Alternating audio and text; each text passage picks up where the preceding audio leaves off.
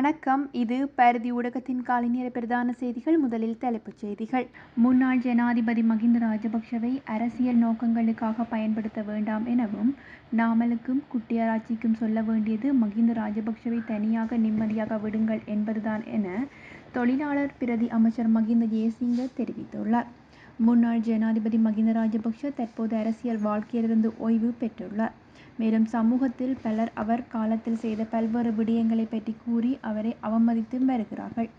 பல்வேறு அரசியல் நோக்கங்களுக்காக மேற்கொள்ளப்படும் இத்தகைய செயல்கள் ஏற்றுக்கொள்ள முடியாதவை எனவும், நாட்டில் ஏனைய மக்கள் அவருடைய காலத்தில் செய்த தவறுகளை இப்போது ஏற்றுக்கொண்டுள்ளனர். அதன்படி கடந்த காலத்தில் போரை முடிவுக்கு கொண்டு வந்தால் மகிந்தவின் குணாதிசயத்தின் மீது மக்களுக்கு குறித்த அளவு மரியாதை கொண்டுள்ளதாகவும், அவர் மிகவும் வயதானவர், சுதந்திரமாக இருக்கின்றார் என்பது அனைவருக்குமே தெரிந்த விடயம். ஆகவே அவரை உங்கள் அரசியல் நோக்கங்களுக்காக பயன்படுத்த வேண்டாம் என மகிந்த ஜெயசிங்க மேலும் தெரிவித்திருக்கின்றார். மகிந்த ராஜபக்ஷவிற்கு மக்களின் அன்பை தவிர வேறு எதுவும் இல்லை என முன்னாள் ஜனாதிபதி மகிந்த ராஜபக்ஷ சமூக ஊடகத்தில் பதிவு செய்திருக்கின்றார்.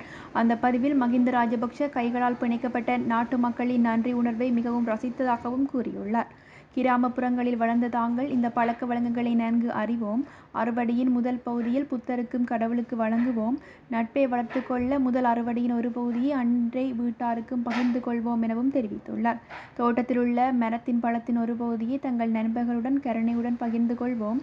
கடந்த காலத்தின் பெரிய சாம்ராஜ்யத்தின் மரியாதைக்குரிய விவசாய மக்களுடன் நெருக்கமாக இருப்பது என்பது பெரிய மரியாதை. மக்களின் தலைவராக மக்களின் அன்பை விட மதிப்பு மிக்கது எதுவுமில்லை எனவும், பாசத்துடன் கருணையால் நிறைந்த மக்களில் தான் நினைவில் கொள்கின்றேன். மரியாதையுடன் வலிமையின் ஆதாரமாக இருந்த தங்களுடைய துறவியையும் தான் நினைவில் கொள்கின்றேன் எனவும் மகிந்த குறிப்பிட்டுள்ளார். நாட்டின் பழைய தலைமுறையினரால் தாங்கள் எரியும் டயர்களின் வாசனைகளையும் குண்டுகளையும் பயத்தையும் மறக்க முடியாது. தண்டவாளங்கள் மீது டயர் எரியும் போது இளம் குழந்தைகளுக்காக, பெற்றோர்களுக்காக வாழும் உரிமைக்காக நான் போராடினேன்.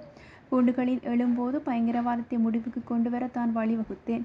போரை முடிவுக்கு கொண்டு வருவதில் எனக்கு ஏற்பட்ட ஒரே வருத்தம் என்னவென்றால், பயங்கரவாதத்தை முன்கூட்டியே முடிவுக்கு கொண்டு வர முடியவில்லை என்பது மட்டுமே எனவும், பயங்கரவாதத்தால் வடக்கு மற்றும் கிழக்கு மக்கள் பெரிதும் பாதிக்கப்பட்டுள்ளார்கள்.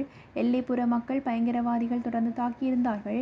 பல கிராம மக்கள் தங்கள் கிராமங்களை விட்டு வெளியேற தயாராகி கொண்டிருந்த போது தங்கள் துறவிகள் ஒவ்வொருவரும் கிராமத்திற்கு சென்று கிராமவாசிகளை கிராமங்களில் ஊக்குவித்தனர்.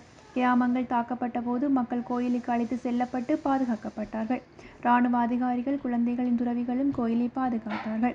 எல்லை கிராமங்களில் உள்ள பலர் கோயிலோ அல்லது இராணுவ முகாம்களிலோ இரவை கழித்தார்கள் எனவும் மகிந்த ராஜபக்ஷ குறிப்பிட்டுள்ளார்.